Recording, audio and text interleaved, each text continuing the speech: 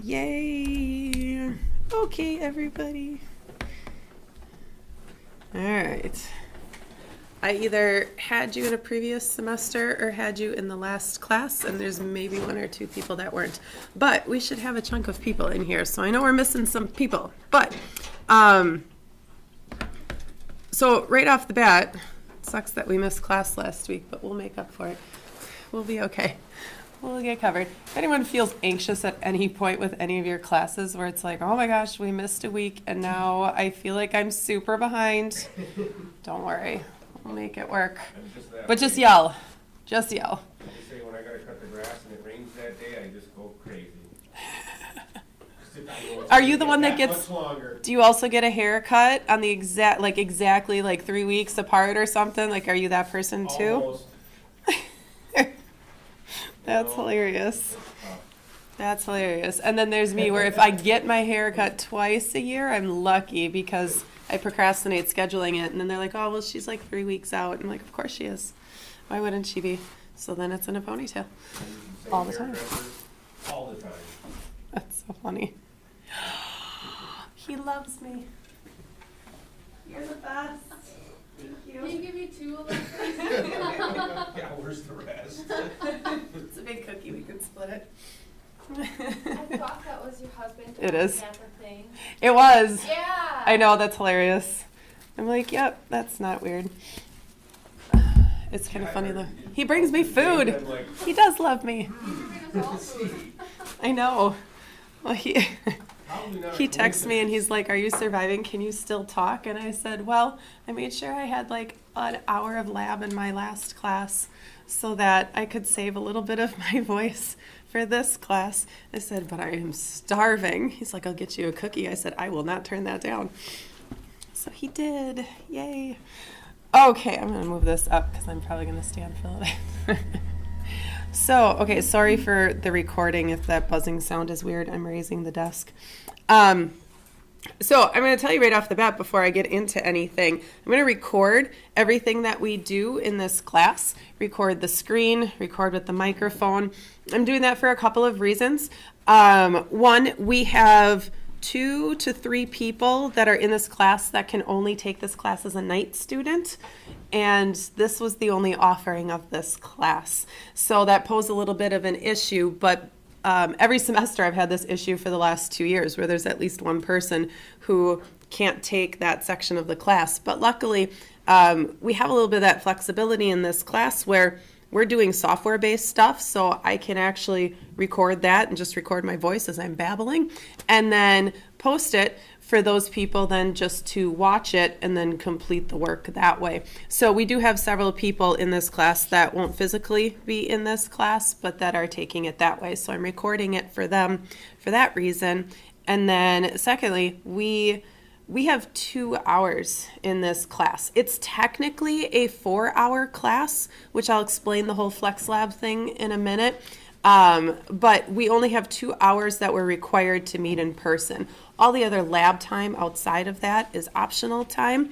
And because we have those 2 hours, we try and cover as much as we possibly can. Some days are harder than others to try and get everything done in the 2-hour time. And it's hard to remember all of it. It's hard to remember all from any of your classes, but it's hard to remember like where I had to click and what I had to do and what happens if I'm doing this. So because that's an issue sometimes, I record it for that reason so that you can go back and go to that part of our demonstration or whatever for that week and then re-watch that part. So just know, and 2, if you, 3, whatever number I'm on, if you happen to miss class 2, that'll help so that you don't get far behind. You know, if weather's bad, you know, like I know, Rich, you come from Marinette. If something's really bad and you can't get here, you've got the recording too for worst case scenario. So if you do happen to miss a class, you'll have the recording on top of it. So that will help in those cases. Menominee, that's right. Aaron's Marinette. Aaron's Marinette. You're Marinette too, that's right. Yeah, you're Marinette too. Aaron's Marinette. How far Yeah. away is that from here then? 45 minutes? Yeah. Well, that's not bad. Between 45 and an hour, yeah. I'm 45 minutes. I was gonna say, it's I really, used to be an it's hour. really strange. So we're But I Oh, you did closer. move, didn't you? Yeah. What? recording video and? I'm recording. Yep, it's taking a recording of my screen. Oh, just what you're, okay. Yeah, just my screen right here, and then I have the microphone hooked up because the on-computer mic sucks. And then I have a better chance that if I move away from this desk, I'm capturing my voice a little bit. And my voice is really bad right now, so, I don't know, this microphone itself might help capture some of my lost voice. I'm not sick, for those that I didn't have in the previous class. I am not sick. We had a science expo where we have photography, and like Natalie was there. A few students came and helped out, and a bunch of kids come through all day long, but it requires talking from 9 a.m. to 4 p.m. and saying the same thing over and over. This is how your shutter works on your camera. It opens and closes, and it either goes faster, it goes slow, and you tell it. And my throat hurts just saying those words again, but we repeated that over and over all day long, and the result was this. And then now that we missed class last week and I have to go through all the syllabi and all that stuff with all the classes, I usually lose my voice anyway.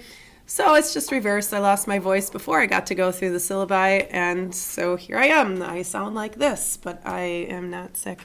My children are, but I am not. So it's been interesting. I almost had to cancel this class because my oldest is sick again. He was sick last week, and I had to cancel my Tuesday class. And then he was sick yesterday, and I almost had to cancel that class, but my dad drove an hour and a half to come sit with him all day. And he's still sick today. He just has a fever. We don't get it. So, but my sitter, my daycare person, she's like, I'll just put him in my extra bedroom. I'll lock him in a room, keep him separate from the kids, just bring him. Let him stay. You need to go to work. You can't cancel any more classes. I'm like, oh, thank you. And she's like, and if he's sick tomorrow, just bring him tomorrow too. I said, well, I'm done at 12:30, so it's only the morning. She's like, that's fine. Just bring him. Okay, thank you. So I might have to bake a cheesecake this weekend because of that. So yeah, so it's been interesting. I thought I was going to have to record this from home and then put it up for all of you. And when she said, just bring him, I'm like, oh, thanks. Because we were going to piggyback kids. He was going to stay home this morning, bring him here at the end of that class, and then I was going to take him home and record this class from home. But thankfully, that is not the case. I'm so happy. And I got a cookie. So it's a good day. So yeah, so that's kind of the whole setup. So I might kind of stick myself in this general vicinity just because the microphone's gonna pick up my voice. But obviously, if we have any computer issues with anything, I'll obviously help you get through that. So we are missing a couple of people. I do know of 2 people that will be missing today, and then the 2 people that are doing this via video. So I think we're still only missing 1 person. So we do have a little bit bigger class than what we have right now. But this is workflow class where we work through Lightroom. So we try and, as a whole, we're trying to understand what your workflow process is and teach you things that maybe will help out with your workflow process.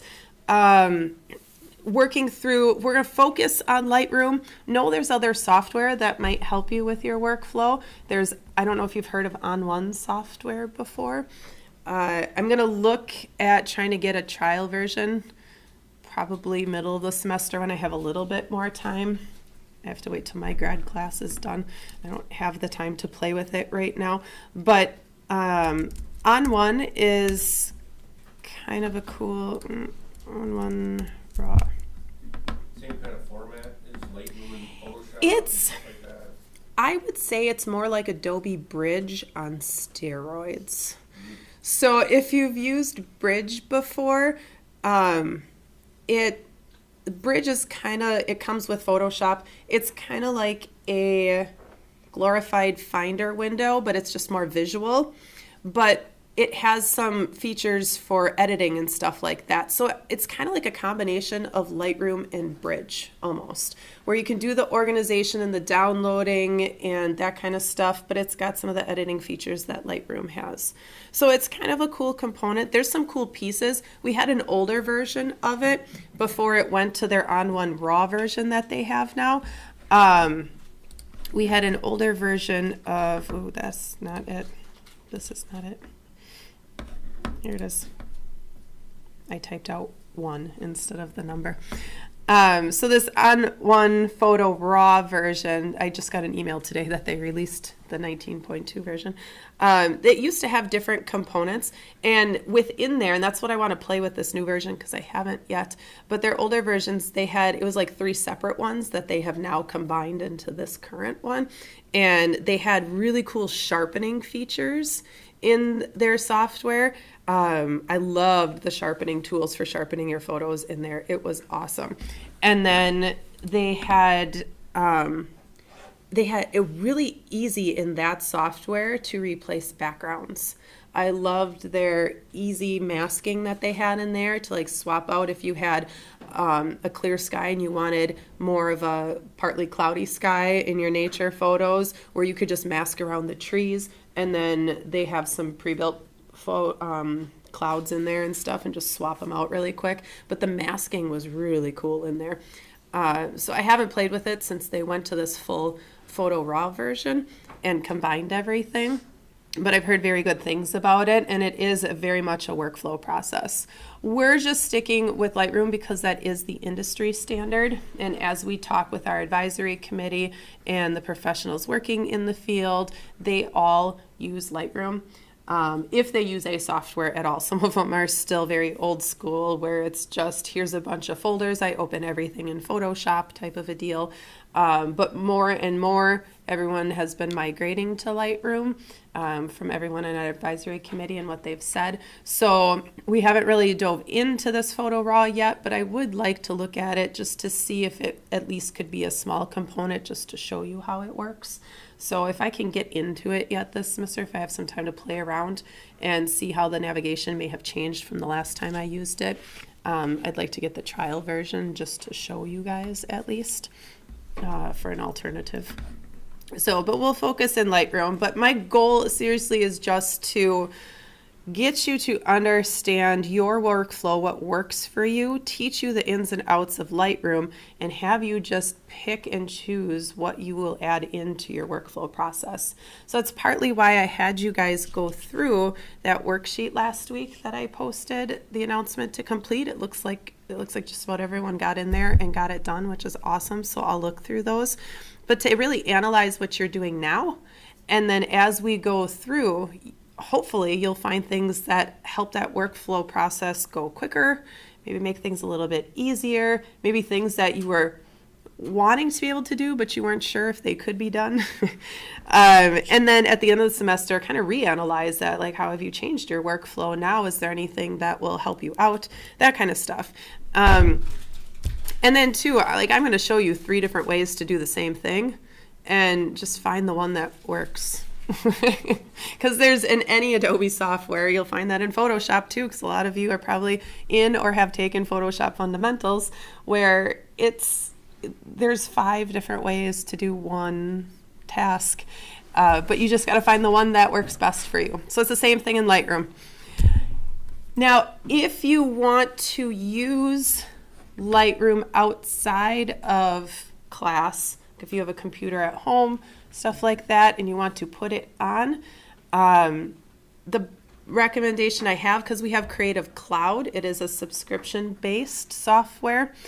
The best deal out there, if you are just doing photography stuff, is honestly Adobe's photography package, their bundle with Photoshop and Lightroom, just the 2 pieces of software. If you are using other softwares, like if you know Illustrator or InDesign, or you do video stuff and you use Premiere, as a student, you can get a pretty steep discount with their student bundle. So I would recommend that. But otherwise, but let me show you this. Hold on. Oh, darn it. I got click happy. There we go.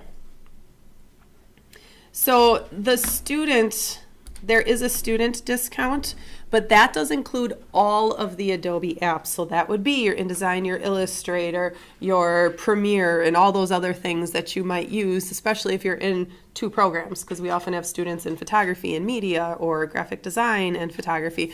So If you're using multiple programs, this is a great discount because it's normally $53 a month for the subscription for all of it. This is $20, so that is a good deal. However, if you are just in photography and you're just using Photoshop and Lightroom, it's honestly cheaper just to buy their regular non-discounted $10 a month photography package with the Lightroom and the Photoshop. So if you're looking to get that on your own at home, I would recommend that over the student discounted one, unless you use the other software, because then that's certainly a better deal. So the state is working with Adobe to try and get a student discount overall. We used to have a really good student discount, and they just randomly dropped it in the middle of last semester without telling us.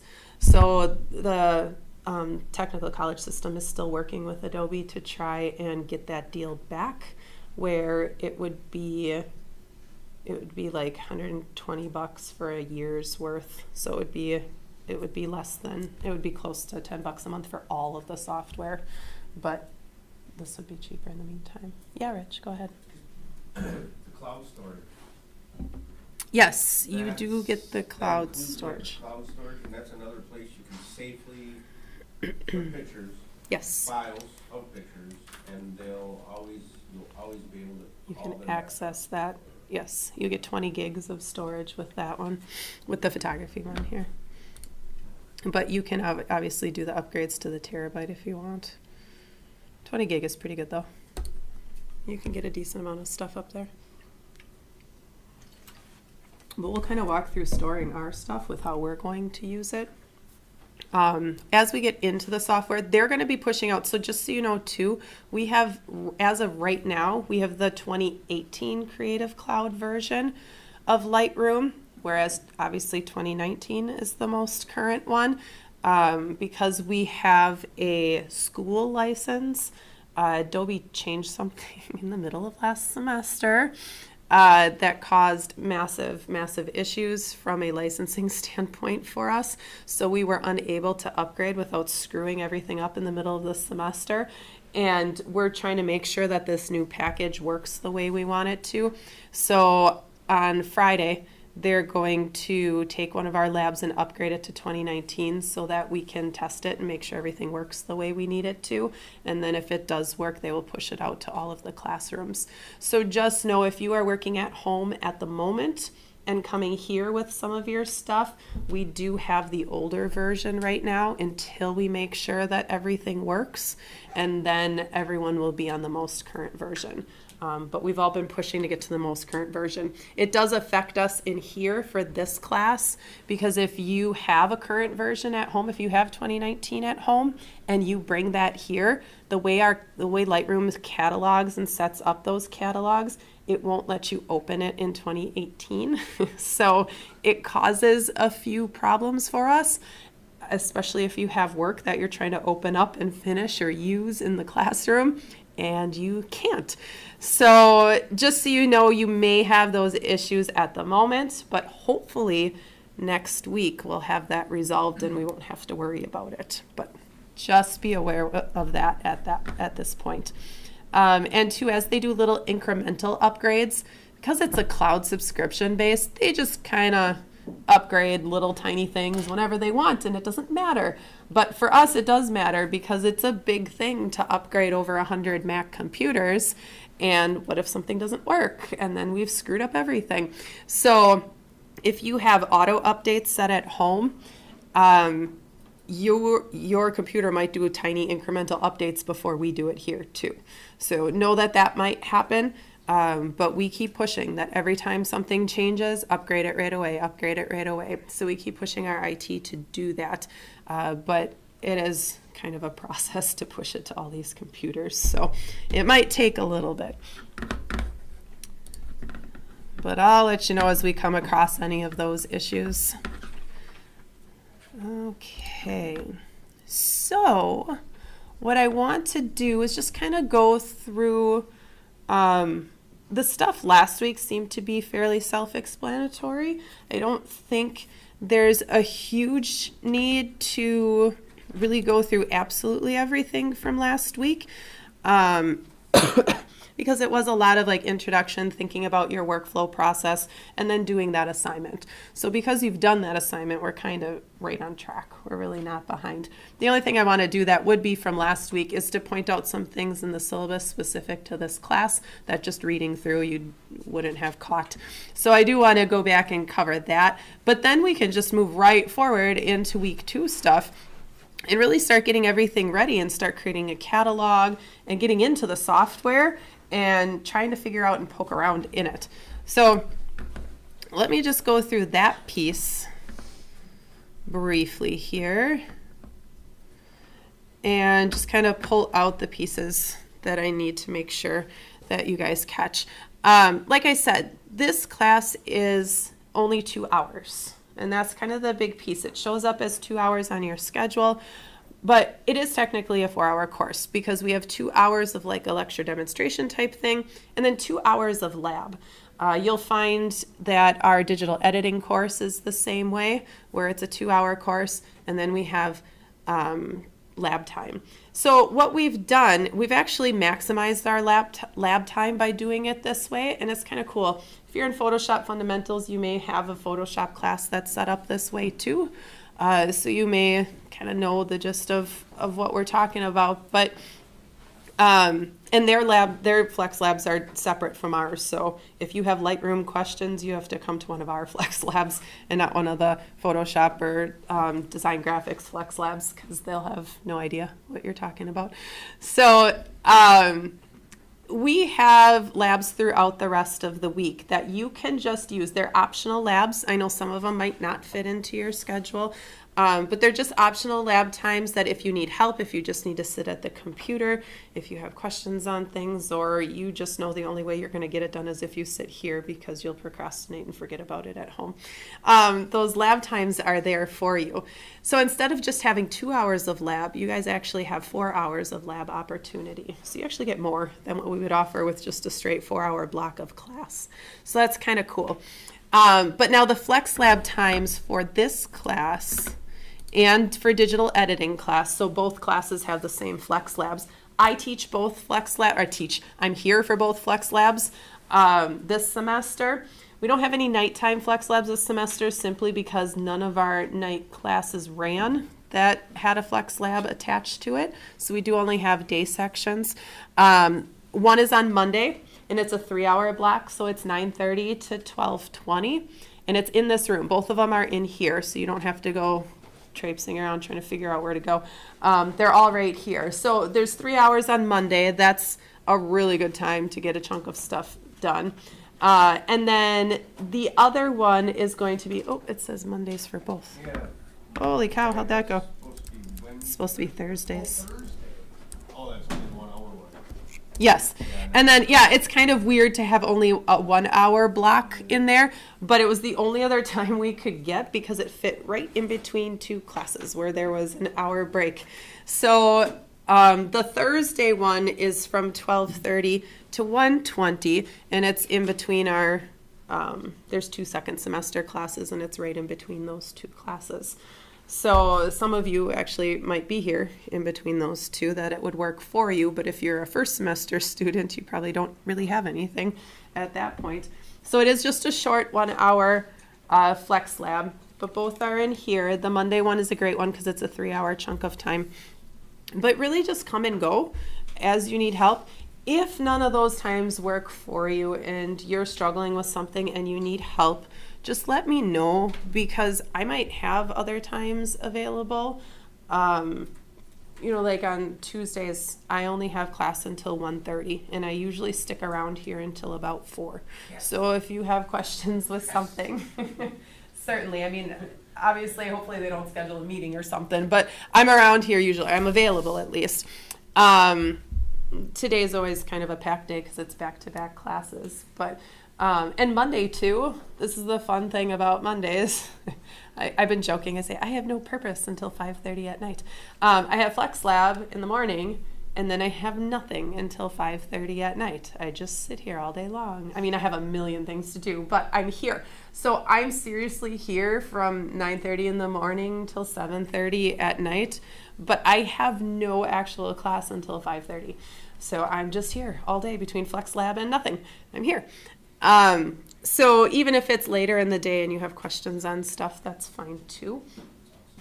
If you are, as my voice starts to squeak, it's going to be rough.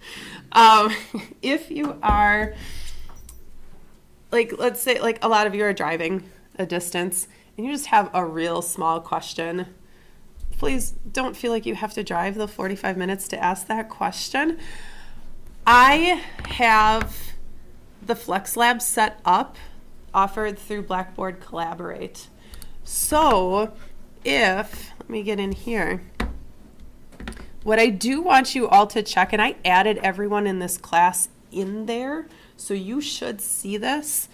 But what I want you to check is in Blackboard, either under the main welcome page or the organization tab, under my organizations on the main page, that you see photography opportunities.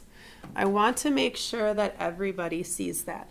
Mainly because if you have a question during Flex Lab, I want to show you how to use Collaborate right now, and you have to go through here to get to it. Because I can't have multiple ones and multiple classes open. I can only have one session open at a time. It's a web conference tool, so you can be at home, you can chat with me, we can share computer screens, we can figure out your problem without necessarily having to drive all the way here, especially for a quick question. So I just want to make sure that everyone can get into that and that no one has a problem. And then I want to show you how to use it, because everyone's like, okay, I know it's there, but then they're afraid to use it. So I want to show you that it's not scary. It's very easy to use, actually. So does everyone see photography opportunities in their organizations? I know half of you guys were in there from previous semesters. Okay. Yep, it'll also have a Billy Bean announcement and stuff like that. Yep. So what I want to show you is I want to show you how to use Flex Lab Collaborate. So you can click along with me so that you know how to use this. I mean, you can try it on your laptop. You can use Collaborate on your phone, on your iPad. Obviously, if you have software questions where I need to see what you're clicking on that's not working, you're going to want to do Collaborate through your computer. However, you can use it in all those aspects, just so you know.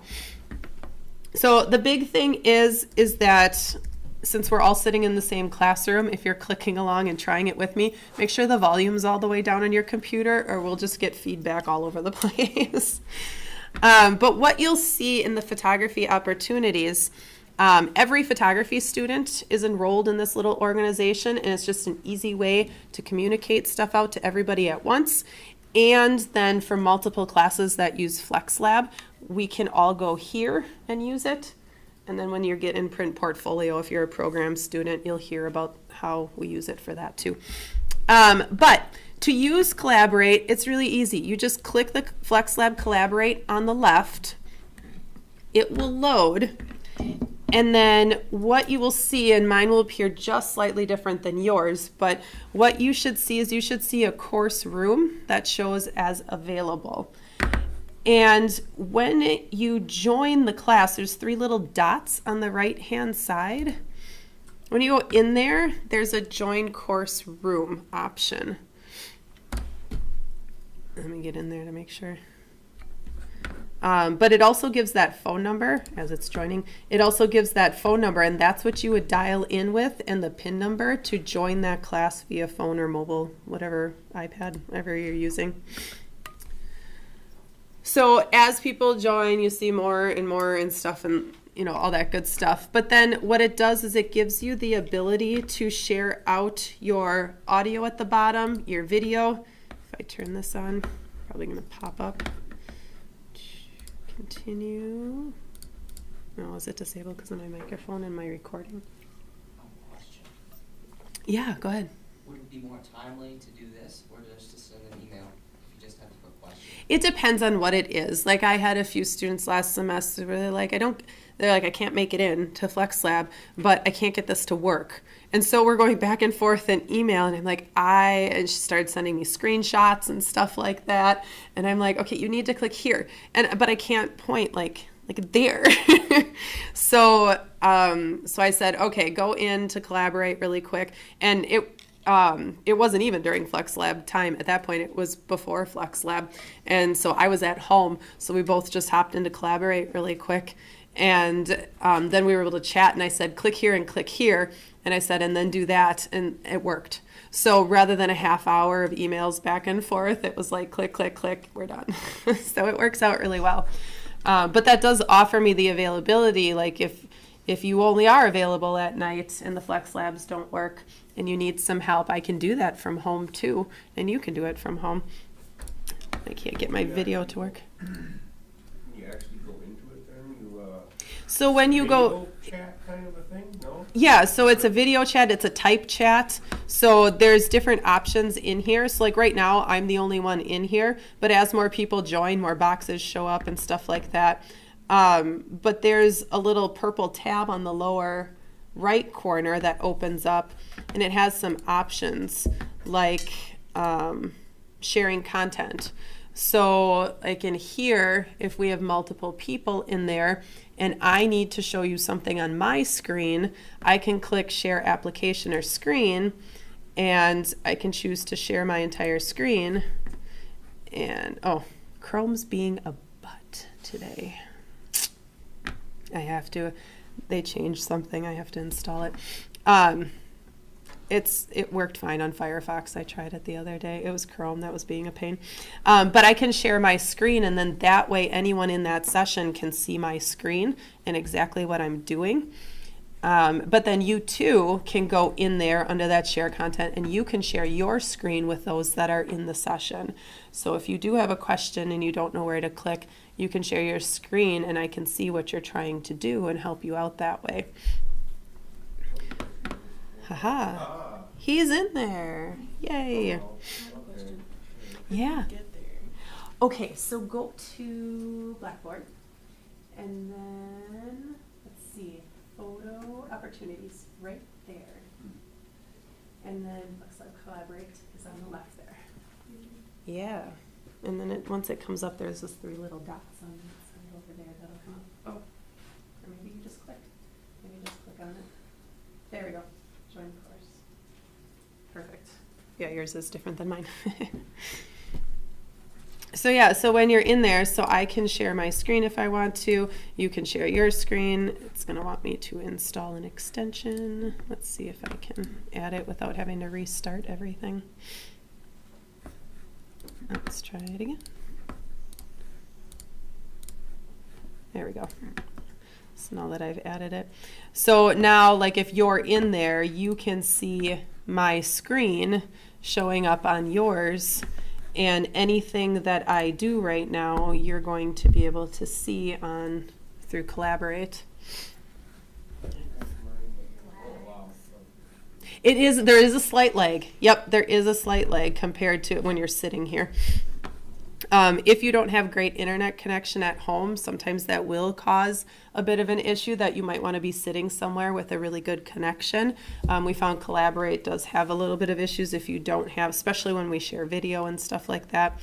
But yeah, so you would be able to see, go away. You would be able to see my screen then on your end. So now if I stop sharing. And then there's also a chat option in there too. So that first little tab on that right pop out, there's a chat option. So if your microphone's not working or something's not working, you can just type in there, help. And then it would chat with everyone if it goes. I don't want to search. I want to do it. There we go. So then you can type a chat in there and then it pops up on everyone else's screen. So it's very easy to use. So even if something's not working, like the video or the audio part of it and stuff like that, you're still at least able to communicate back and forth more real time than through an email. So that's an option. So what I'll do, and I've only had one or two people use that before for Collaborate, but just know that that's an option. I will open it on Mondays and just kind of leave it open in the background so that if you join and you have questions, you can just yell. If you need something outside of Flex Lab, you can just ask, can we just hop on Collaborate and figure this out? Whatever it may be, it gives us a little bit more flexibility. But I stick that in the Flex Labs too, because then I'm here anyway. So that way, especially with driving distance, if you're coming from far away and it's just something small, it doesn't pay to drive that distance for little questions. So that would be another option. But just remember, you go to photography opportunities and not our class in Blackboard. That's usually what confuses everyone. All right, let me get back into workflow here. Boop, boop, boop. There we go. Now, for this class, as far as supplies, for first semester students in orientation, we talked about all the supplies that we needed. For this class, out of all those supplies, that external hard drive is a big thing. You're going to want an external hard drive. A USB flash will probably not work, and not work for very long, if it works at all. So those little USBs don't work well for what we're doing in Lightroom. So you're going to want some type, and mine's plugged in so I can only raise it so high. You're going to want some type of external drive.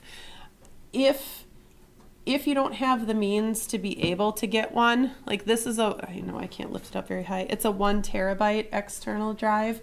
It's like $60 or less. So they're relatively inexpensive. I was just telling my other class I have a 4 terabyte. It's the same brand, Western Digital, in my cart on Amazon. It's $99 for 4 terabytes, so that's a pretty good deal. Actually, I think it went up because the color that I had in there is no longer in stock. I'm like, I don't care what color it is. I just want the cheapest one. It's the same drive. So they're relatively inexpensive. Now, if you don't have the means to get one, though, we do have a handful of these available for checkout. You can check this out for the semester. The open lab that when you walk out of our classroom to the left, it stares you in the face. It's right in front of you at the end of the hallway here. The open lab is the place to go, and I can walk you down there if need be too, so you know where to go. But you would just go to the open lab, talk to one of the lab aides and say, I need to check out a hard drive for this semester, and you can have that for the whole semester, and then you just turn it in at the end of the semester. Obviously make sure you get off what you need, and then because they'll format it at the end of the semester. So that is an option for you should you need that. But you do want it. You want it? First time heard that. That's okay. Honestly, it was only for digital media students because they have a special server in their program and there's all sorts of problems with it. So every student in the middle of the semester had to have a hard drive so they could transfer stuff for their assignments because video files are huge. And the server is a big ongoing issue. I taught in digital media for the longest time, like for the first 8 years that I taught here, and it's been an issue since the day I started. Those ones in the, I always call it a library. It's got, yeah. It's the new library, it's full of computers now. It's full of computers, yeah. We do have an actual library, but yeah. Oh. Those are good enough? I mean, those Oh, I was kind of like, what work is for that? Yes. There's enough I didn't space even know to what get. that was. The terabyte? I've seen that before. The terabyte's fine. Yeah. Yep. I'll get one of them. Yeah, absolutely. Yep, and even if you just need it temporarily until you get a hard drive and you just use it a portion of the semester, it's worth grabbing for now. You can transfer between the two and then take it back when you get something. Do we do our photos? Do we get something going with our own photos as well? Yes, the goal is to use your own photos for everything we do in this class. There'll be 1 or 2 instances where I have to supply you with photos to use, but my goal is for you to use your own photos so that you're editing your own stuff and that stuff. But the reason for the hard drive is because the Lightroom catalogs, and I'm going to show you how to set it up, but the Lightroom catalogs are stored on the hard drive of the computer you're working on. And when you go from computer to computer, you want to work out in the atrium or in the open lab or at home, it's only on this computer now. So, and we also can't work off of our server that we use to submit all of your work. My hope was that we could just store all your catalogs on the server. You come in every week, we just double click your catalog, open it up, and then we go. But the way the algorithms of the server are written, they don't talk well with Lightroom. So when we try and open it from the server, it says we can't do this. So we have to copy it from the server to the desktop, open it up, do what we need to do, copy it back to the server when we're done. And that's just a pain and time we don't have. So we're going to work off of your hard drive to create your catalogs and stuff like that, so that all you have to do is plug in your hard drive, double click it from your hard drive, and it opens up and works. Then there's no saving and recopying and all of that stuff. It's just there. So that's going to be our goal. So that's the reason for the hard drive. So it is important to get one if you don't have one, or get one from the open lab. And then that way we'll be able to do everything you need to do. Yeah, Julie. I got a real dumb question. Ask it. So this Lightroom, okay, we're gonna put our files and have, what you just said, the categories or whatever. Yes. I read it in the book. Yes. Does that actually physically go on to your hard drive? If we Lightroom create itself, it there. Or just the category? Just that catalog. Yep. So you still have So to be able to open Lightroom. you still have to have Lightroom on the computer you're working on. Yes. That makes sense. Oh, I think I only have Photoshop. Do you have Creative Cloud? No, I just like bought Photoshop for the year or something. Oh, Like a one-time. I think Wait, I think I you have might everything. have Lightroom. Never mind, I Yeah. have everything. I think you do. I just never used anything else. Yeah, that's true. You probably didn't. Yeah. Now, the other thing, too, Lightroom does have, it has a classic Yeah. and a CC version. That has screwed everybody up on epic levels. I don't have good things to say about why they did that. So I'm just not going to say anything at all. I'll just explain the difference between the two. So with Lightroom, there is a Lightroom CC and a Lightroom Classic CC. So you'll see actually two different Lightrooms, especially if you get the Creative Cloud subscription. You want the Classic CC, the plain Lightroom CC, which is what older versions of Lightroom used to be called. And then they added this other thing and then changed the name and screwed everybody up. The Lightroom CC is kind of like a consumer level, like a dumbed down version of the full Lightroom. So it's not the same as the one that we're using here. So when you go to download it, make sure you're downloading I don't care if you do both, but make sure you download the Classic CC, because that's what we use in here. The Classic one is the original Lightroom with the full editing capabilities and stuff like that. You'll see a visual difference between the two if you open the wrong one. You'll be like, that doesn't look right. And that probably means you're in the wrong one. So just know it's the Classic CC. That's the other thing too. So I'm glad somebody said something that made me think of it. So the hard drive's kind of the big piece right there. As far as the book is the Scott Kelby Lightroom Classic book for digital photographers. It's got the woman on the front with the sunglasses and her hair pulled back. That's the current version that we're using of this book. You either love or hate Scott Kelby. Just saying that now. I love his books because they're very easy to read.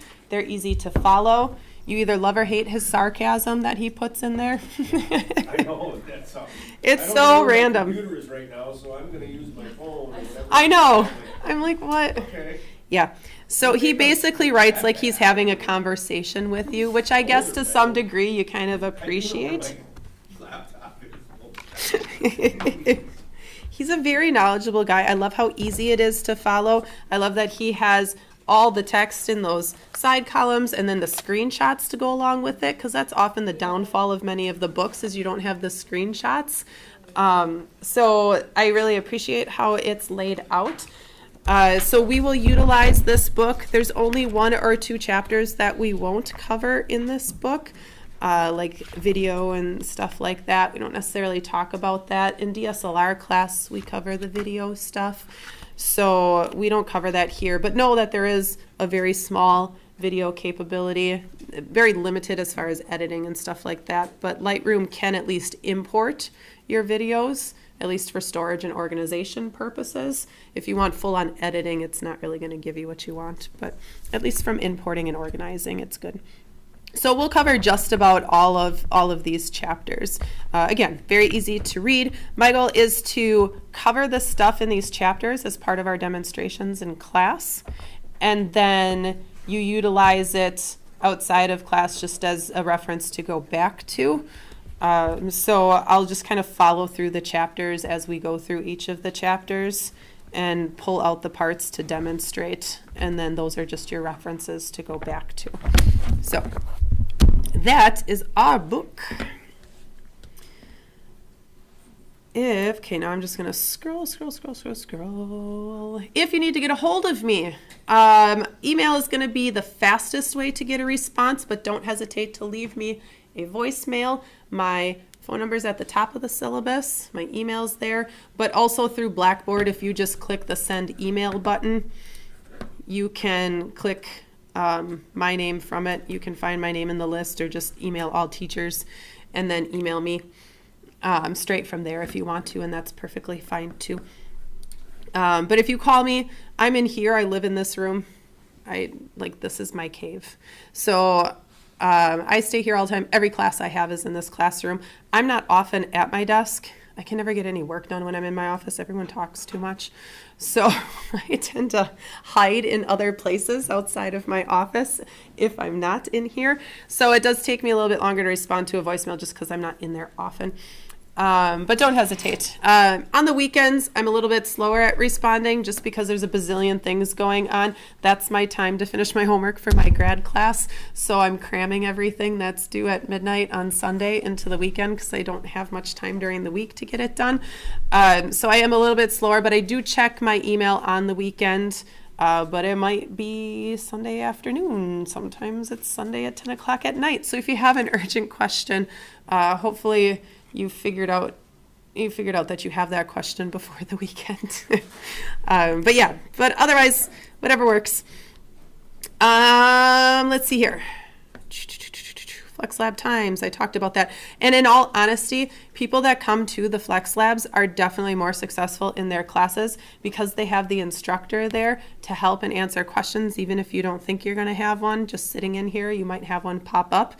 So definitely if those fit in your schedule, take advantage of those times.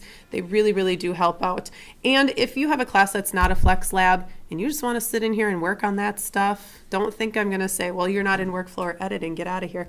I don't care. I have my advanced photography students come in just so they can use the studio and come back and forth and do stuff. I don't care. Just come in, use the Flex Lab. It's open for everybody, but it's tied to those 2 classes.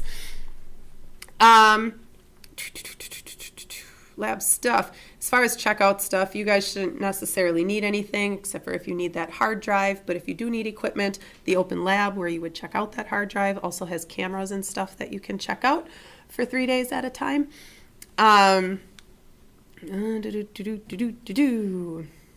Okay, so grading stuff. This is one thing I want to point out, and especially if I've had you in previous classes, makeup assignment has not changed from previous classes. It's just how you go about doing it is slightly different. So that's why I want to point that out to everybody to make sure I catch everyone.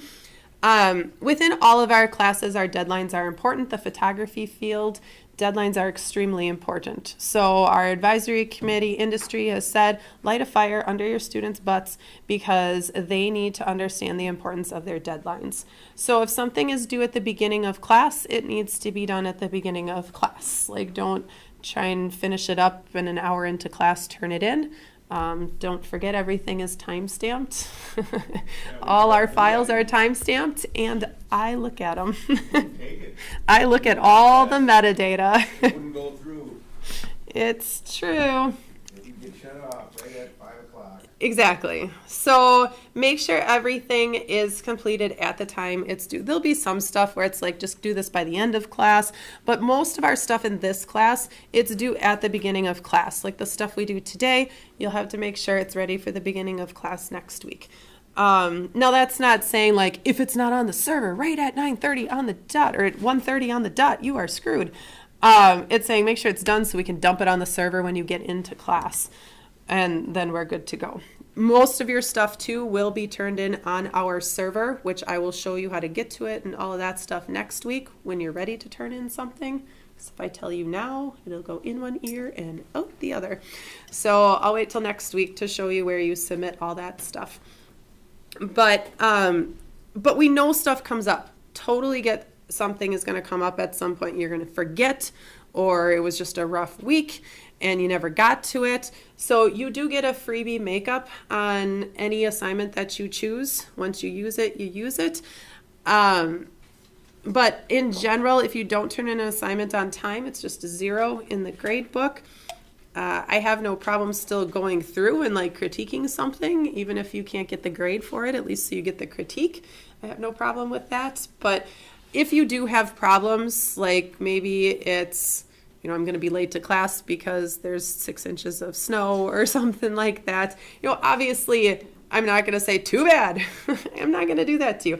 If something comes up and, you're struggling with something and you just can't get it to work and you're not sure if you're going to turn it in on time, if you're communicating that stuff with me, whether it's email or coming into Flex Lab and we just can't figure the issue out, I'm okay extending that deadline. Like, I'm not going to say, oh, well, you just couldn't figure it out.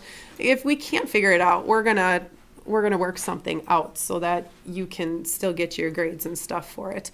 But if you just come in and say, well, I've been having problems all weekend, and then you just walk in and go, I had problems all weekend, I couldn't get it to work, so I'm not, like, I can't do anything at that point. But if we know this ahead of time, we'll work out whatever.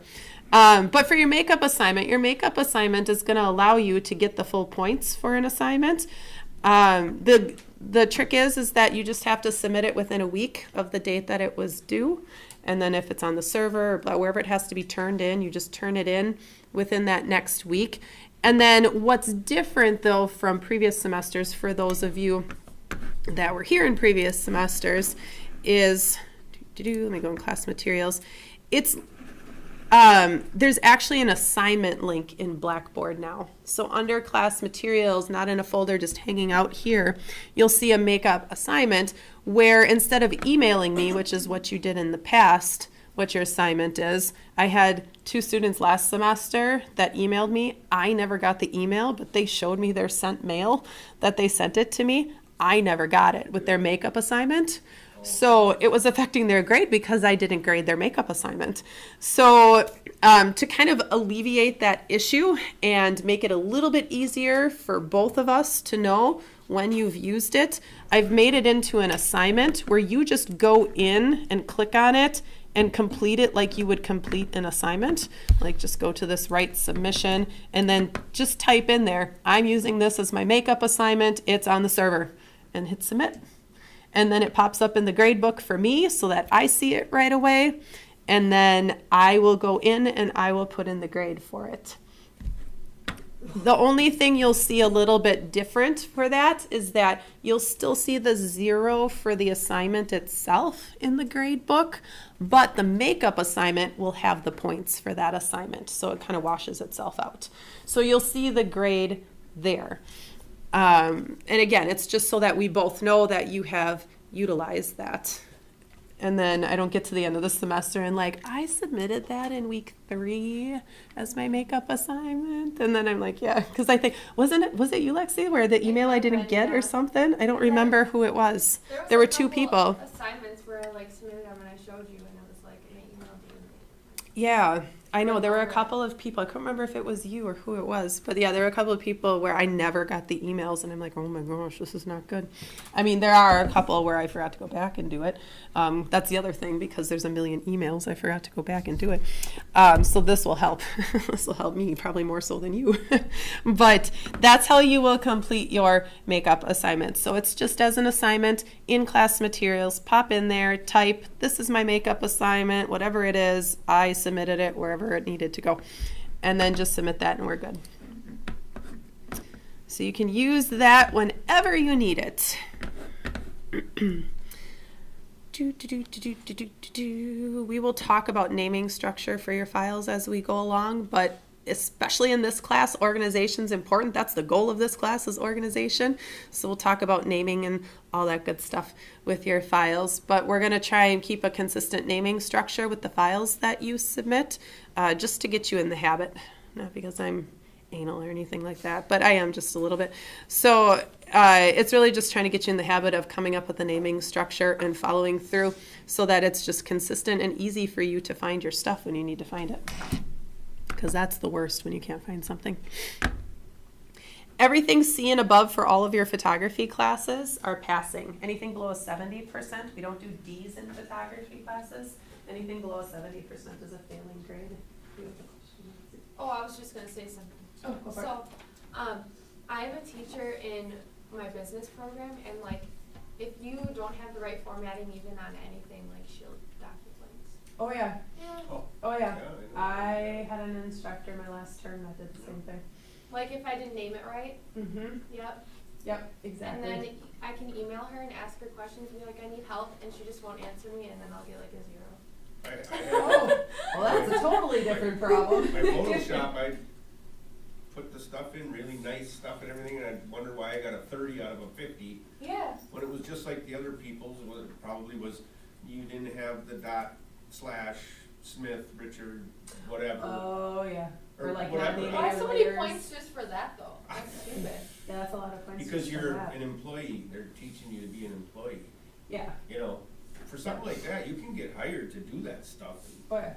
I used to work at Good Humor If you make Briars. that mistake and your It was client don't Yep. like it.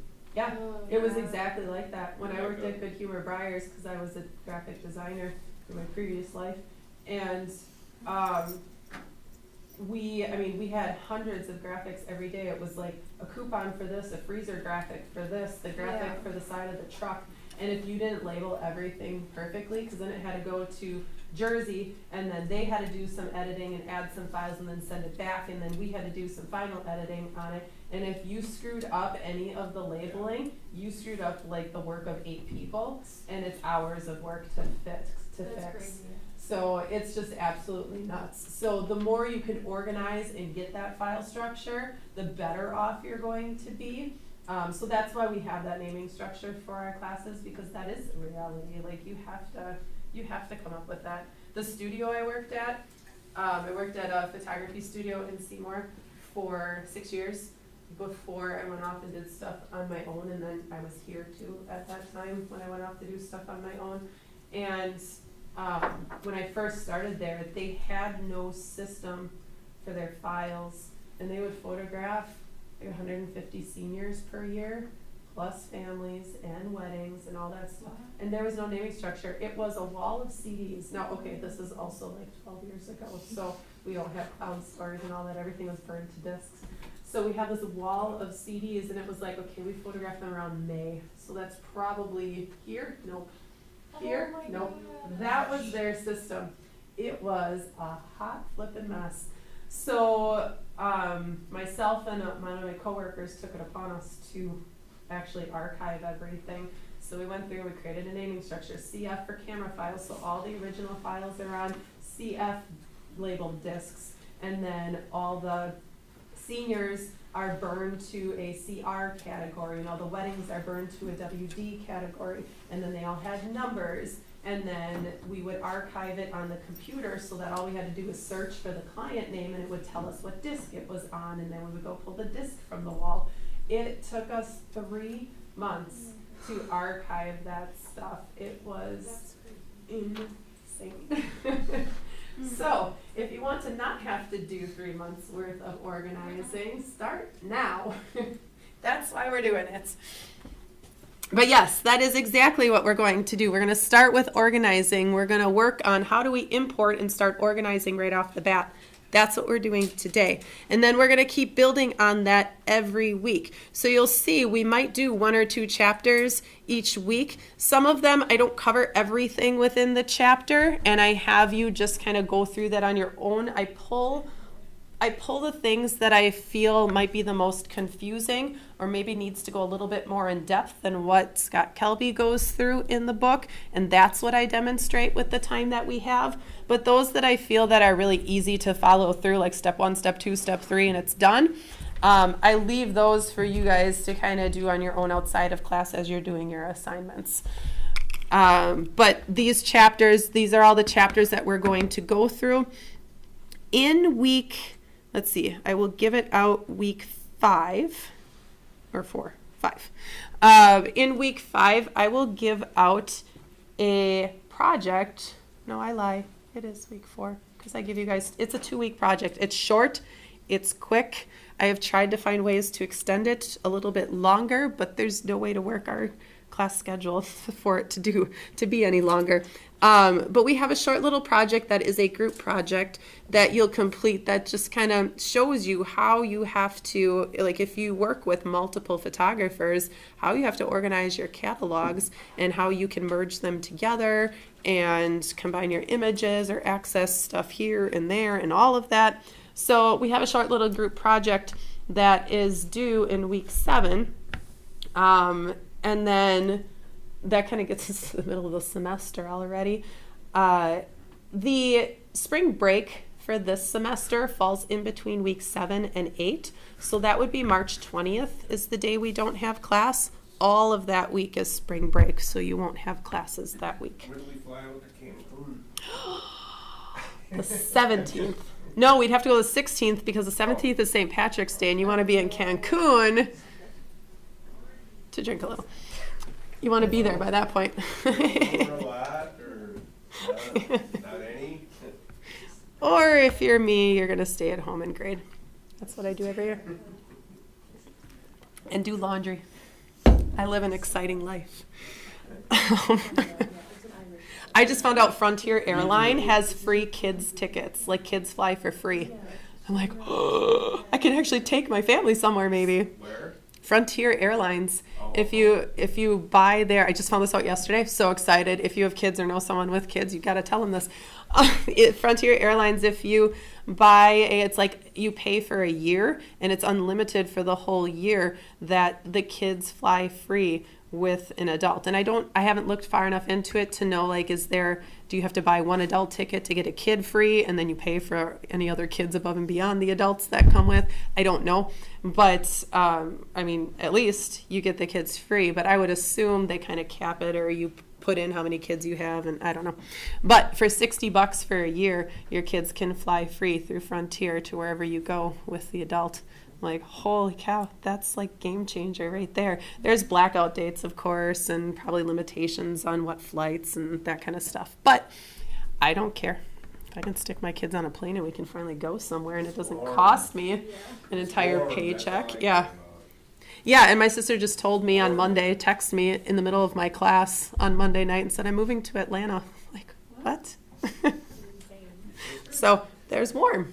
There's my warmth. So I'll fly down and see my sister. It's a whole big conversation. Not bad down there, I would imagine. No. 50s? I have some friends that live down there for a short time. So the middle of the semester falls, March 20th is our class date that we wouldn't have class. That's in between 7 and 8.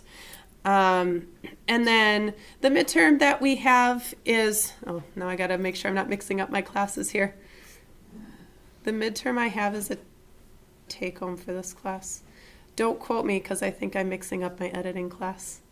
But either way, they're very small. They're not very big. There's often a practical piece that's tied to a lot of this stuff. As far as like the final exam, the midterm exam, there's a practical piece. It is editing. That's a take home. Scratch what I just said. But there's practical pieces where you work within Lightroom. Because I don't always feel like the written tests are effective for software-based stuff. There are some things that warrant written questions, and where it warrants that, obviously I would utilize it. But otherwise, I try and keep everything as practical and project-based for this class, so that you can click through and show that you know how to utilize the software. So the second half of the semester is more project-based stuff. Once we get through how do we import and all of that, it becomes more of a project-based scenario. So we'll do things like we create a book. That's actually a couple-week project where we have to understand how are we piecing it together, and there's just lots of different components there. So we take a few weeks to do that project. We do a slideshow project. That's just a quick little project, things like that. And then printing stuff. So we actually take a couple of weeks. We divide up the topics for the printing. We take a couple of weeks to talk about that. So we utilize all the organization and editing stuff that we learned the first half to put it into project stuff the second half of the semester. For the most part, everything you do, they're just 1 week assignments based on the topic that we have. That's just due the following week. Obviously, there's those couple that might be like the book project and the group project where it's a couple of weeks. But other than that, it's like, here's the topic we're going to talk about. Here's the project that you do for next week.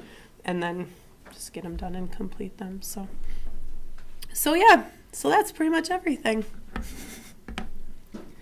Does anyone have any questions on any of that stuff? Okay. Okay, so here's what I want to do aside from eat this cookie.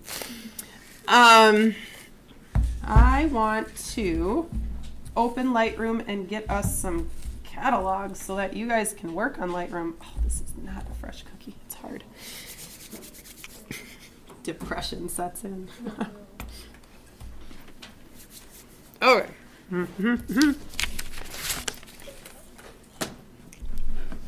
Let me minimize, close that. Oh, I'll have to email Ronnie later. Okay. So Lightroom in itself is hanging out in the dock. I know some of you are in your first semester, so you might not be familiar with the Mac computers. Don't worry. Lightroom in itself will operate the same Mac or PC. That's not going to matter. There'll be some quick keys and stuff like that on the keyboard where you're just going to hold down like the control key instead of the command key that we're using. But for the most part, everything's going to lay out the same, stuff like that. There are a few menu items on the PC that fall under a different menu. So if I show you where stuff is in a menu, just know it might be in a different spot on the PC. But you should have no problem going back and forth. So if you're using a PC at home, you should be fine. But on a Mac, the dock at the bottom holds all of our applications. There are more applications, but IT just pulls out the main ones that we use. So Lightroom is the little LR icon on the right side of the dock. Lightroom Classic CC. When you click on it and open it, it will open, I'm sorry, choked. It'll open up to this window. You will probably get the tips that pop up right away too. You can close those once it opens. You can check the box to turn off the tips so it doesn't pop up every single time. But once you click through that stuff, you will get here. Before we do anything, I want to make sure that, because I don't want to import stuff into the catalog that it opened up to just now, because it will put everything on the one that's on the hard drive of the computer. And I would like to make sure that you guys have, especially if you have an external drive, that you guys have a catalog that you can put on something else and take with you. Now, if you do not have a hard drive with you right now, don't worry. I will show you where to create that catalog for the moment, where you can transfer it to. at least to access it outside of the classroom. And then whenever you get something you can drop it onto, you can just drag it from there and drop it. So when you are in the library, which to Rich is the computer lab, but we do have an actual library, and we do have a ton of photography resources in that library. If you're ever looking for some, there are some amazing resources in there. But when you go to a library and you're searching for something, I mean, even our library here, if you go to the library's website, they have the electronic search for whatever it is that you're searching for. I use it all the time. There's a ton of ebooks too through our library that you can get to. I went to NWTC's website, and then under mine defaulted to faculty and staff, but under current students tab, there should be a direct library link. So just you can click on one of the browsers down here. There we go. So if you just go to, you can do Blackboard, or yeah, just click on another tab and just go to nwtc.edu. So if you do need resources, I don't know that this book, I should check this really quick.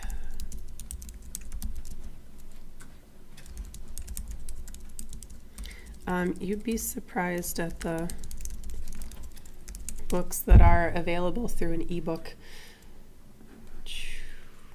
Oh, no, that's not the same one. Okay.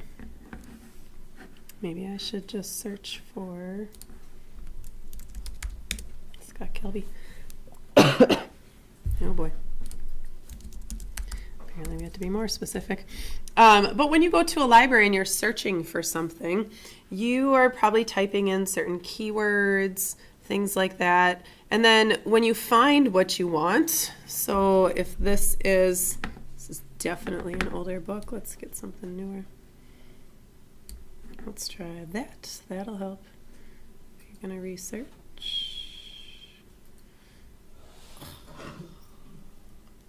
It's not auto.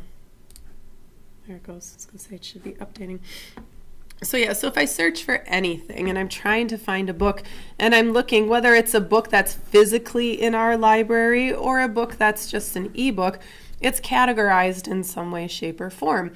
And I have to know what I want to search for to search to find it, just like you would search for anything if you're Googling something or whatever you're searching for on the internet. It's no different for our photos in our catalogs. It's like a card catalog in the library. So what Lightroom does, the way it's structured, is it has a LRCAT file, and that file stands for Lightroom Catalog. And inside that catalog is all the information of all the images that we put inside that catalog. It could be the image dates that they were taken, what camera they were taken with, maybe the people that are in those pictures, because you can tag faces if you want to.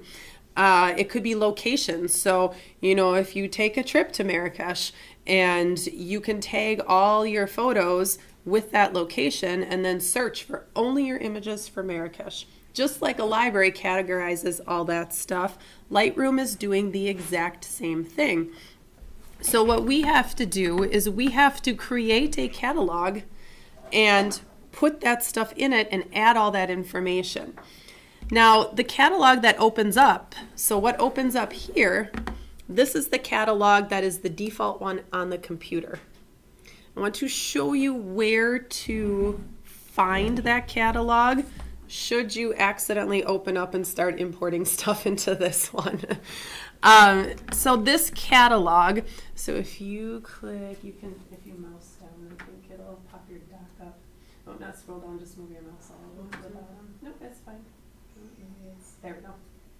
Just keep mousing down until the dock pops up. And just click back on that and it'll flip back. There you go. So what we want to do is, let me just show you where this is. There's a couple ways to get to it. The quickest way, the quickest way falls under the Lightroom menu, and it has an option for catalog settings. And just realized that all my menus are cut off on those TVs except for up here. That's awesome. I'll have to see if I can get JT to redo those for me. So when you go under the Lightroom menu at the top and then catalog settings, you're going to see this first general tab right here. You're going to see the location. So the cool thing about it, not only does it tell us where it is, so what it is it's, if you were to double click the Macintosh HD hard drive on the desktop, go under users, find your student ID number in the picture folder. That's where it is. So it's buried a little bit.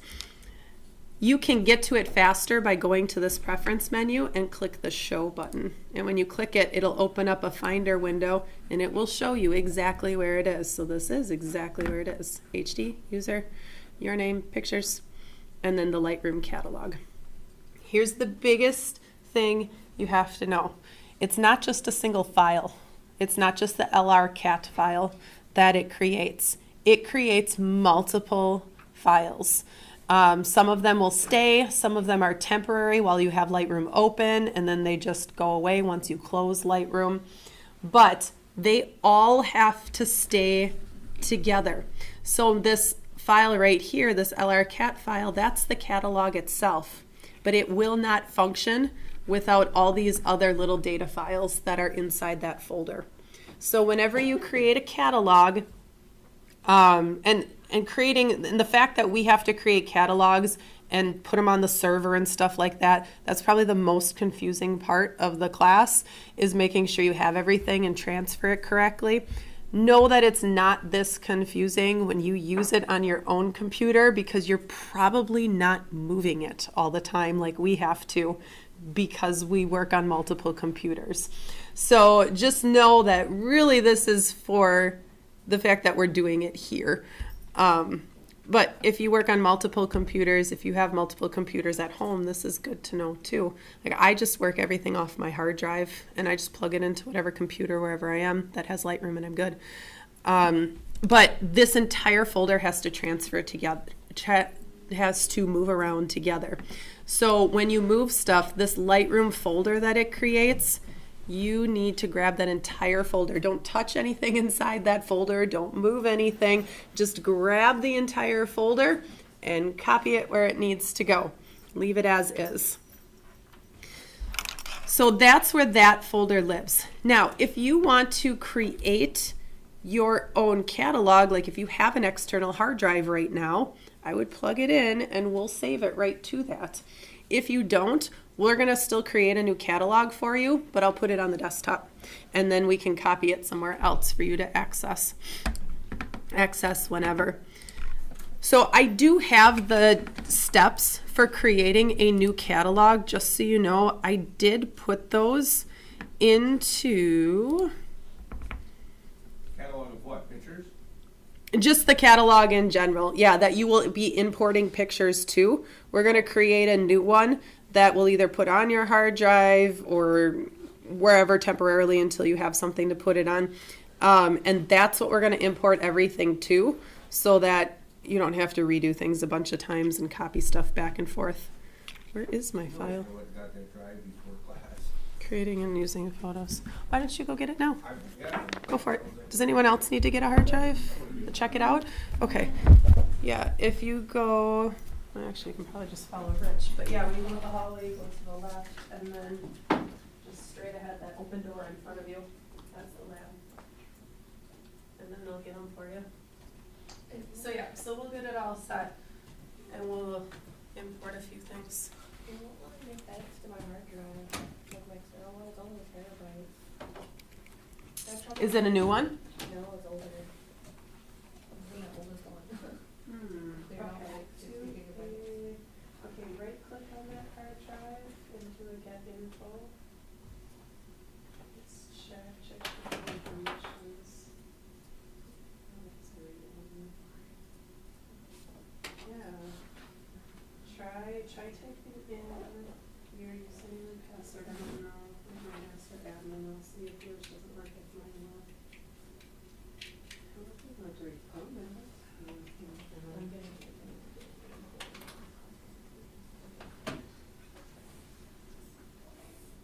Mine at home is older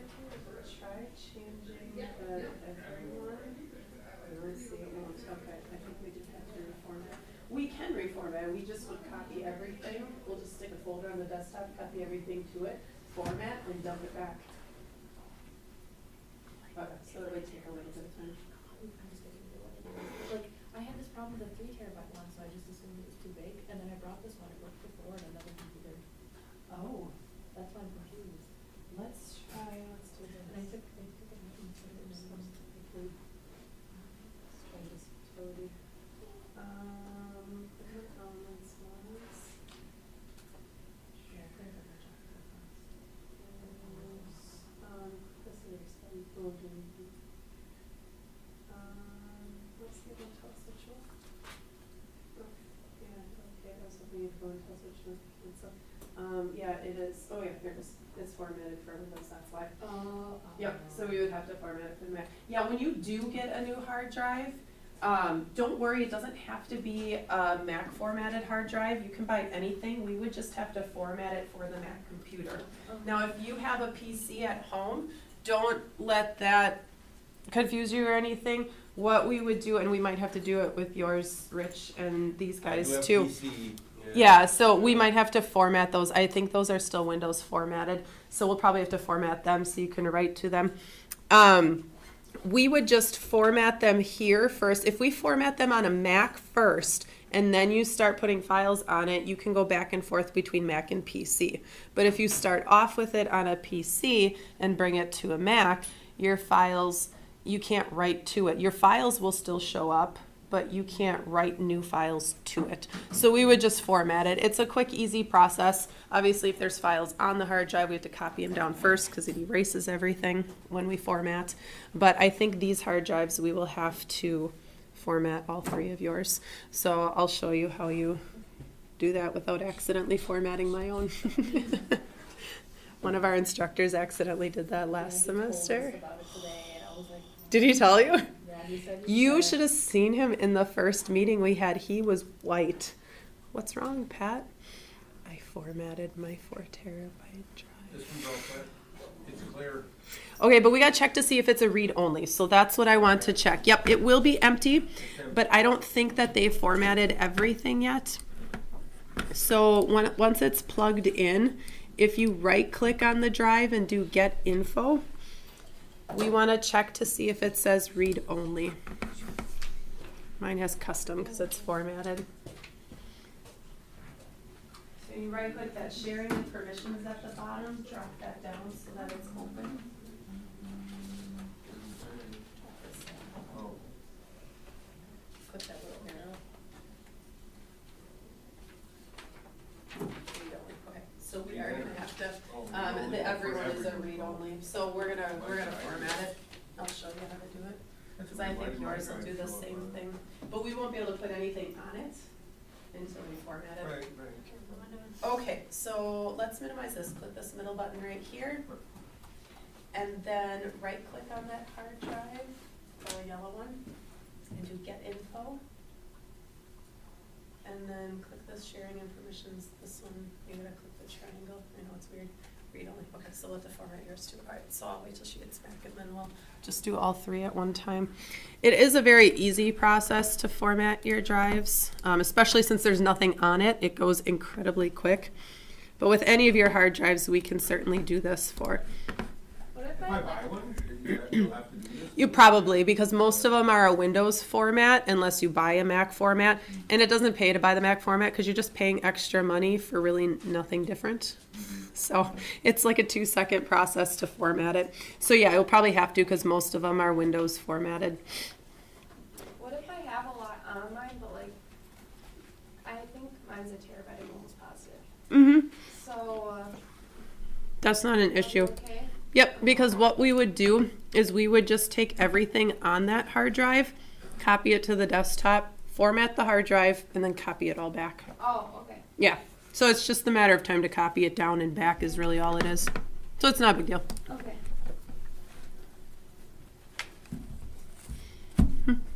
Mm.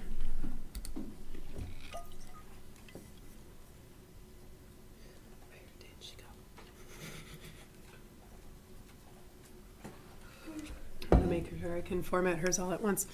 So in the meantime, if you do have your own catalog while we're trying to format those other drives, I do have the page in the week, is that week 1 that I just looked at? In the week 1 folder, I have the pages for creating and using catalogs in the book. So it's page 35 and 36 in the textbook where he walks through how to create that catalog. If you ever need to go back and you forget how to do it, that's the pages you would go to go back to it. It is honestly very easy. It's like creating a new file. It really is. Do you just call it a catalog? It's a catalog because it has a lot of data and stuff stored in it, much like you would store the books in the library and stuff like that. And you have your little like old school catalogs where it says it's, T23 whatever dot, like it's the same thing basically, as it stores all that data. The one thing to know about Lightroom, I want to make sure she knows this too when she gets in here, Lightroom does not store your images. That is the most important thing to know and understand. Your images, when we import them, they're not stored in the software. They're stored wherever we tell it to, like in a hard drive. And then Lightroom just says, that file is here. And it looks there to find the file. And then it brings the data back in so you can do your manipulations and edits and stuff like that. But the physical file doesn't live inside Lightroom. It's always referenced somewhere else. And I'll kind of show you how I have my stuff set up so you get an idea of what you could do to structure it. Obviously, whatever works for you is what you want, but I'll show you that at least so you get the idea of how it's functioning. But I want to make sure she's back in here. But creating your new catalog, if you have your stuff already, is File, New Catalog. It's not hard. And then you give it a name. The folder with all the data in it will be named whatever you give it. So it won't say Lightroom like our default one does. But I would definitely encourage you to come up with a title. If you want to just use the naming structure that we use for all of the stuff you turn in, everything you do is your last name, first letter of your first name, and then whatever the assignment is. So I would just call it like catalog or something. So you just give it a title. I'm going to click this little drop down arrow here so I can choose. I'll choose my desktop for the moment. Where's my... I only have a cancel option. What the heck? And then you just hit create. So what it does, and this is what freaks everyone out, is it closes. Lightroom has to close out of the catalog that was open and reopen the one that you just created. So if you ever have to like switch, like the default one opens and you need to get to yours, it will always close that one and then launch the other one. So don't let that freak you out. Nothing's wrong. Nothing's happening with Lightroom. It just has to open the current one. And then if you ever have a question as to which one it's actually using, you could always go back to your catalog settings and just double check. Like now it says desktop and then the name of the one that I created, so I know I'm using the right catalog. There going to be separate ones for all our assignments? Basically, making new ones every time we do an assignment? Is that... No, I'm going to try and not do it that way so that it makes it easier. So you'll have one catalog where you put everything into it, and I'm going to show you how to take a piece, like just a certain part of that catalog, whatever is for that assignment, and export that out. Okay. So it actually exports it as its own catalog. It just pulls that small piece of the whole into a new one by itself. So you're just going to pull the pieces out that you need for the assignment. Yeah. So let me show you guys that formatting. So we discovered that all three of you will have to format those drives really quick, so I'm just going to show you how to do it. I just was waiting so that you guys could do it all at the same time. And I'll do this because they're back here. Just do them right there. So because they're Windows formatted, we can't copy any files to it. So we got to format them for a Mac. So with your new hard drive, so even if you get your own new hard drive on a Mac, so it kind of applies to everybody. But what we're going to go into, it's called Disk Utility. So you can click on the magnifying glass in the upper, oh, you can't see that on that screen. The magnifying glass in the upper right corner next to where your name is, or the shortcut key on the Macs, our command space bar. And then if you just type DISK, there you go. Yep, just type DISK. You'll see disk utility pop up. It's easier than digging through folders to find it. So if you just click and open the disk utility, hit return. So your hard drive that you plugged in should fall under the external category. It should show you that, so you highlight that first. And then you click the erase button in the middle. A minute, Jess, Oh, yeah. Did you get it? I think my actual drive for this computer came up. Okay, so we Not just my need to hard make drive. sure This that is you for select the right one. This is my corner Mac HD. Okay, so you select this one. Oh, That's that hard drive. external. Oh, I'm sorry. Yep, I'm sorry. select I'm- that one. Okay. There you go.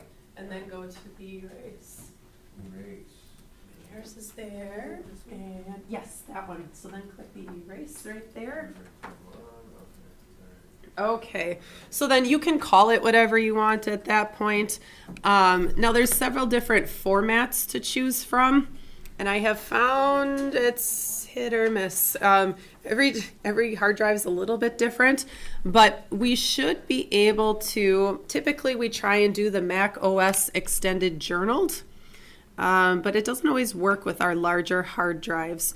So you are probably better off doing the exFAT one in that drop-down menu. Does yours say journaled already? Yeah. That's interesting. Yeah, they're formatting the, Yeah, only if you have a new hard drive do you have to do What does this. that mean? That's typically the one we try and Yeah, use. That's have it just a working good format to fine. use. That's interesting. Isn't that supposed to do this? That's the one I was gonna have you do if journal didn't work. Try the journal one once because that would be the preferred one to use that first one like that one. There we go. So once you select the format, you can try the journal. I'm gonna have you try before I tell them to click it, hit erase. I just erased it. And let's just see if it goes. Is it erasing something? There's nothing on there, so yeah. Looks like I don't it want to did. use it in So the don't time use- machine, but I. Yep. So yeah, so the OS journaled worked. Oh yay. So the OS extended journaled is usually the one I try and get everyone to format to. exFAT's fine, but otherwise the OS journaled is a good one. Once you select that, you hit the erase button. Your hard drive will momentarily disappear and then come back. You'll get a pop-up that says, do you want to use it for Time Machine to back up your computer? Just hit don't use. No, I didn't think so. But now you should be able to copy things to it. So the best way to tell with any of your hard drives whether or not you can write to it is to right click and get info. And then under sharing and permissions, it should say read and write or custom access. As long as it doesn't say read only, you're okay. If it says read only, we haven't done something right. So that's where we have the problems. But that's usually the way to check it, is to do Yeah, that get Still info. read only on mine. yeah. It still says read only? Yeah. Try and grab something. Interesting. Okay, let's try and copy something to it. Why don't you just close that? Just grab that file and drop it on this. Oops, you gotta deselect that. I just click. There you go. And I'll just grab that one and drag it. Double click on it once after you copy. No, just double click the hard drive to open it. It did. Okay, good. So you can. The everyone read only is probably part of the journal. Oh, It should say here. This little arrow here.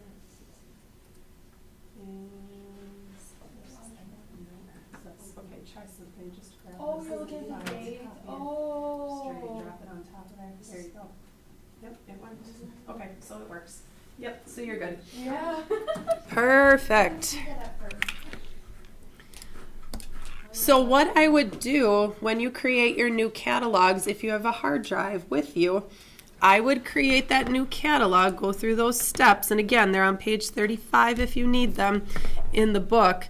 Go to File, New Catalog, But then what I would do is if you have your hard drive should show up on this right-hand side here. And under the well, mine's called 1 terabyte drive, but whatever you called it, underneath there, if you select that drive, it'll be blank. I have a bunch of stuff on mine, but it'll be blank. And then just give it a name and save it directly to there. That way, you can just open it from that drive all the time.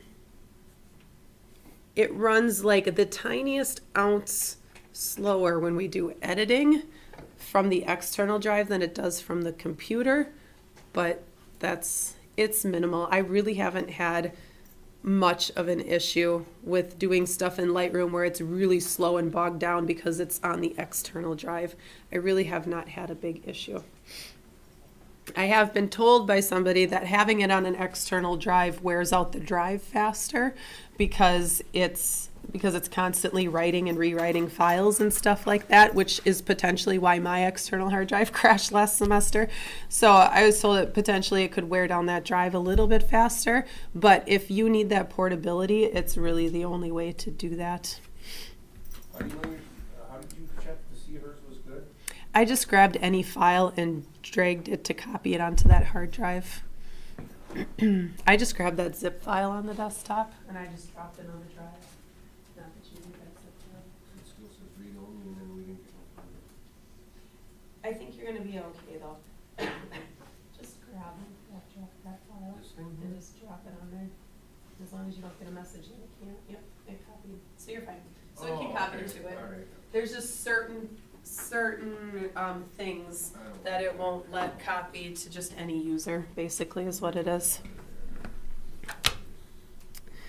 So yeah, so what I would do if you haven't created a new catalog, if you created a new catalog and just did it on the desktop for now, we can just copy that folder. But yeah, so you just give it a name, like I said, just like the Norwood J catalog.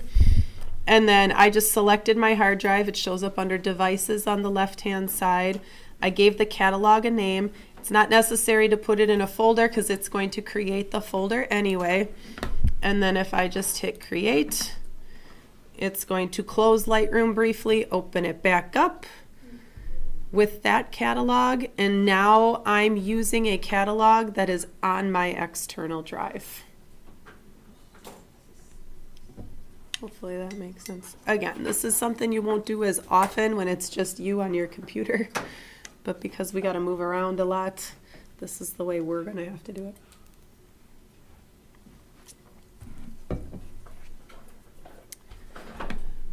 So now that we're in this catalog and we have that catalog, and again, remember, if you need to know which one you're working in, you just go back to those catalog settings and it tells you where it is. Now it tells me I'm on my terabyte drive.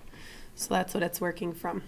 Now, what I mentioned just before as you guys were getting your external hard drives, I was talking about how Lightroom is going to store all the data and stuff of your edits and what you do with your photos.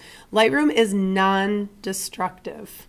That is an enormous thing that's extremely important when it comes to editing our stuff. When you edit your images, if you have like a JPEG image, bring it up in Photoshop or whatever it is. Maybe even you take a picture on your phone. When you're done with it, you hit the save button and it writes over the original image and saves the new data of whatever you've edited. That's a destructive form of editing because we no longer have that original image to go back to. So if we don't like what we did 2 days down the road, we're screwed because we have saved over the original image. Now what Lightroom does is because it does what's called referencing the original files, where the files are stored somewhere, wherever we tell it to, and our catalog is over here, and the catalog says, oh, you're going to work on that image, it goes to wherever you told the catalog the image was, grabs it, brings it back, and allows you to do editing. But it will never save over the top, ruin the original image at any given time. You are always forced to save it out as a different file type. So you can never write over the top of it. If you're familiar with RAW files and what it does, Lightroom is exactly that, but it doesn't matter if it's RAW, if it's JPEG, whatever it is. It will never let you write over the top of that image. You always have to save it out as something, and at that point, it bakes all of your edits into one happy little file or cake, whatever it is. So that's the biggest thing. Now, let me kind of show you what that means, especially when it comes to doing importing and stuff like that. Let me get to my hard drive here. So on my hard drive that I have plugged in right here, I have some of my clients' files. So I have, here, let me open that catalog because it'll probably make more sense if I have the images up too. Reload.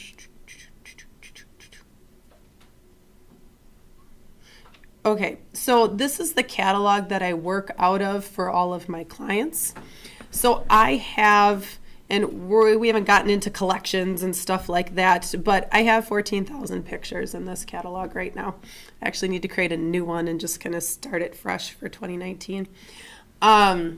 But inside this catalog are all the pictures for all of my clients. And the thing is that this picture right here is not actually stored inside this catalog. The picture is actually in this image referenced folder, LeMay Lindsay. Let's see, which one is that? This one. The file is right here. So the file itself, the actual image itself, lives right here. Lightroom says, okay, you imported this, you told me, I put the image here. So every time I bring up that image, it says, okay, go out, grab the data, here it is, grab the data, bring it back, and now you can edit and crop and do whatever it is you want to do. Adjust the color, make it black and white, whatever makes you happy. So it stores all the, it has, I'm trying to get a visual to go with this. Where are my markers? I need to draw pictures. I made it an hour and 45 minutes before I grabbed a marker. Oh. Aha! Look at that, it's a record. I waited that long.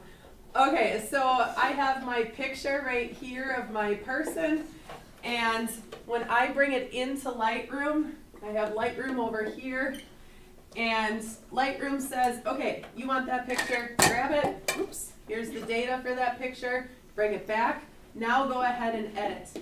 And then here's all the stuff that I did to the picture. I made it black and white, I retouched it, I put a vignette on it, whatever it is I did, it stores all those edits in its own separate little file. It's not actually baked onto that image at any time. I can say, I don't like that it's black and white, and I can take that part away. I can say I don't like the vignette that I did, and I can take that part away. And it goes back to the original image and says, all right, just pull that off. It's not part of the image. It looks like it when we're editing, because we're seeing what we want the final product to look like, but it's not actually part of that image until I say export that and go send it off to the lab to print. Right. When So you it's always export separate. it- When you export it, Yes. it's a total different file, and the original is still. The original In that is still file. it. Yep. Yeah. So It when I just went to pulls it print, out. when I went to print Lindsay's pictures, all I did was I exported her picture. And let me just see, is this a JPEG? JPEG format. Okay, I'll just use these settings. So I said, okay, now I want to take this picture out with the edits and everything I've done. It's ready to go. So I export it out. Oops, I didn't tell it where to go. Darn defaults. I have all my defaults set up at home. It irritates me. Export to desktop. Okay, so I told it to export, and now on my desktop, nope. Oh, it put it in a folder. On my desktop is a JPEG of that exact image with all the edits baked in. So now all the edits are in there. But even so, that original image is still there. I can still go back and delete stuff or change things or edit some more.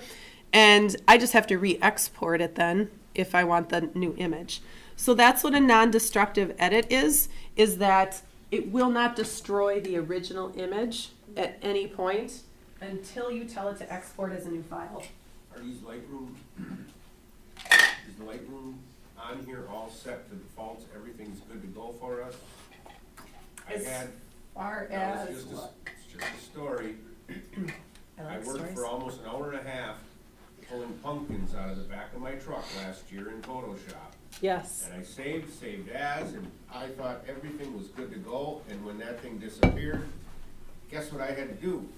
I had to do it all over You had to again do it all because the over again. box wasn't checked on my Photoshop thing. Oh, yeah. So it was destructive, it destroyed It did. It yeah. completely destroys it. Yeah, so it is I don't know. non-destructive. So here's I the don't other know. thing about Lightroom too.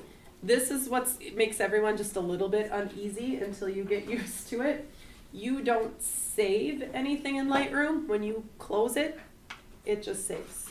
So as I edit, it just goes, it goes, it goes, and as I stop, it auto updates my catalog. There's no like save your catalog to update. It's just close until the next time you open it. So it makes people a little uneasy, like, is my stuff still there? Are my images gonna show up the next time? So people get a little worried. What was that, if you have a photo up on Lightroom and you're working on it, and you happen to So if close I it, do anything, like, if yeah. you close that right now, it'll still, So if I do anything, yep. So if I go in here and here, let me make a copy of this though, because I have to send this one to the lab later. So if I make a copy of this, I go in and I make it, go away. If I make it black and white, and then I'm like, oh, I gotta go to my next class. I just Command Q to quit out of Lightroom, and it's still there. Next time I open it, it will be there. It auto updates everything I do as I do it. There's no save in Lightroom. See, there it is. So that is a little unnerving for a lot of people because we're save. used to, we're used to constantly having to save stuff. There is no save. As I do anything, it just auto updates my catalog with the new things that I've done. And I just quit when I'm done and open it the next time I want to use it. So, but you said the photo still doesn't live inside of Lightroom. no, it does not. It still lives. It's still referring to that where it's stored, wherever I told it to store. It makes a You little end bit up more with two files sense. in there then? Huh? You end up with two files in your catalog, one that's the original and one that's, No, what the catalog does is it has the data saying that file is here, and then here's the data of the adjustments you have made to it. So once I open up this picture, it very quickly says, go find the data in the pixels, bring it back, now apply these edits on top so that I see only the edits that I've made. But am I in here? There we go. But here's the before after of it.